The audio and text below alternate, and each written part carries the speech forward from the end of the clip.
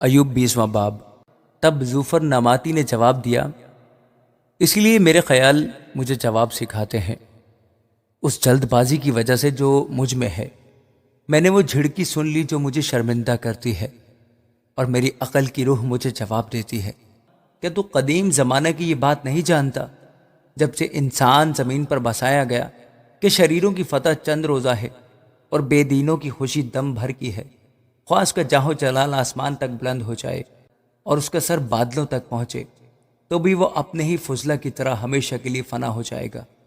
جنہوں نے اسے دیکھا ہے کہیں گے وہ کہاں ہے؟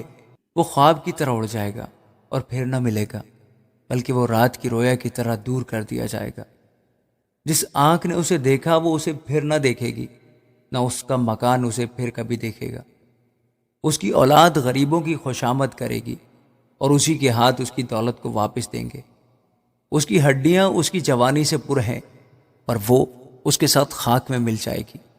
خواہ شرارت اس کو میٹھی لگے، خواہ وہ اسے اپنی زبان کے نیچے چھپائے، خواہ وہ اسے بچا رکھے اور نہ چھوڑے، بلکہ اسے اپنے منہ کے اندر دبا رکھے، تو بھی اس کا کھانا اس کی انتڑیوں میں بدل گیا ہے۔ وہ اس کے اندر افعی کا زہر ہے، وہ دولت کو نکل گیا ہے، وہ اسے پھر اگلے گا۔ خدا اسے اس کے پیٹ سے باہر نکال دے گا، وہ افعی کا زہر چوسے گا، افعی کی زبان اسے مار ڈالے گی۔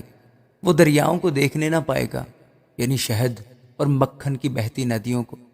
جس چیز کے لیے اس نے مشقت کھینچی اسے وہ واپس کرے گا اور نکلے گا نہیں۔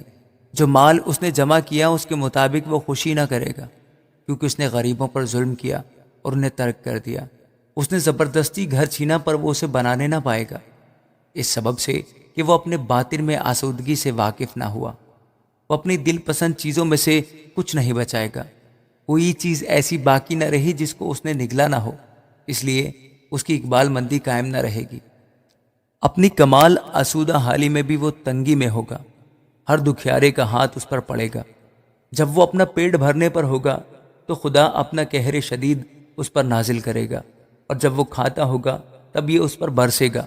وہ لوہے کے ہتھیار سے بھاگے گا، لیکن پیتل کی کمان اسے چھیٹ ڈالے گی۔ وہ تیر نکالے گا اور وہ اس کے جسم سے باہر آئے گا، اس کی چمکتی نوک اس کے پتے سے نکلے گی۔ دہشت اس پر چھائی ہوئی ہے، ساری تاریکی اس کے خزانوں کے لیے رکھی ہوئی ہے۔ وہ آگ جو کسی انسان کی سلگائی ہوئی نہیں، اسے کھا جائے گی۔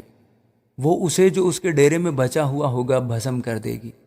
آسمان اس کی بدی کو ظاہر کر دے گا، اور زمین اس کے خلاف کھڑی ہو جائے گی۔ اس کے گھر کی بڑھتی جاتی رہے گی، خدا کے غضب کے دن اس کا مال جاتا رہے گا۔ خدا کی طرف سے شریر آدمی کا حصہ اس کے لیے خدا کی مقرر کی ہوئی میراث یہی ہے۔ آمین۔